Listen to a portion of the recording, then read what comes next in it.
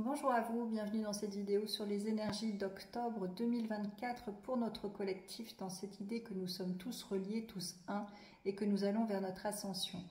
Je suis Nathalie Foubert, thérapeute spirituelle, énergéticienne et médium sur Béziers. Je consulte en présentiel et aussi à distance par téléphone. Donc pour notre collectif en ce mois d'octobre, je nous vois en fait regarder nos mains. Nos mains sont rouges. Alors en médecine chinoise, on dit les mains sont les yeux du cœur et la langue en est son bourgeon. Et donc notre fer doit être aligné idéalement à notre cœur parce que là, nos mains sont justement rouges d'amour et en même temps, on s'interdit, on s'impose de ne pas manifester notre créativité, de se cacher de ce qui nous fait vibrer et de ce que notre cœur nous dicte. Et il y a ce conflit intérieur entre ce que j'ai envie de faire et ce que je m'impose de faire, relié à mes peurs, relié au système en fait. Alors il faut savoir que ce système s'effondre et que nous sommes tous appelés à réaliser ce pourquoi nous sommes incarnés. Donc on n'a pas le choix que d'être heureux, comme j'aime bien dire. On n'a pas le choix que de faire ce que notre cœur nous dicte et ce que notre main sont venues faire. Nous sommes là pour faire ce qui nous rend heureux, tout simplement. Et c'est aussi simple que ça, de vivre sur Terre, c'est d'écouter ses intuitions, d'écouter son cœur, d'écouter son corps aligné à son âme. Notre corps est au service de l'âme et non pas de notre ego, et non pas de nos peurs. Donc voilà, en ce mois d'octobre, en ce mois 1, numéro 1, on est là pour se retrouver dans notre individualité et en même temps avec cette conscience de l'un, cette conscience que nous sommes tous reliés, tous un. Qu'est-ce que je peux faire de mes mains qui servira le collectif, qui servira bien plus grand que moi? Qu'est-ce qui me rend heureux et qu'au final va servir le plus grand nombre? C'est vraiment des questions existentielles à se poser qui sont en lien avec notre joie profonde.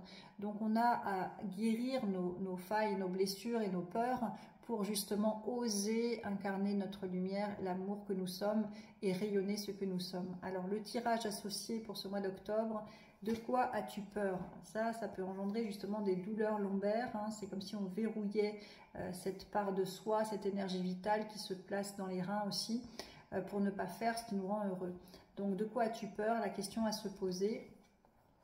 La plus grande peur que nous ayons tous d'ailleurs, c'est de découvrir notre potentiel humain d'amour et notre potentiel divin. La croyance, la souffrance est nécessaire, donc je dois trimer pour gagner ma vie, je dois trimer dans un travail qui ne nourrit pas mon âme.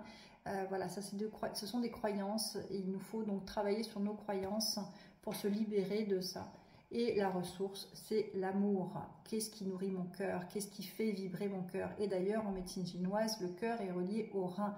Plus je nourris mon cœur en faisant des choses qui me font vibrer, plus je tonifie mes reins et mon énergie vitale, plus je nourris mes peurs et ce qui me fait qui me rassure pas dans ma réalité, plus je lèse mon cœur. Donc c'est vraiment important de comprendre que les deux sont liés et que c'est notre responsabilité de faire ce qui nous nourrit, ce qui nous fait vibrer, ce qui nous donne de l'amour pour nous-mêmes, ce qui nous rend heureux, tout ça c'est pareil.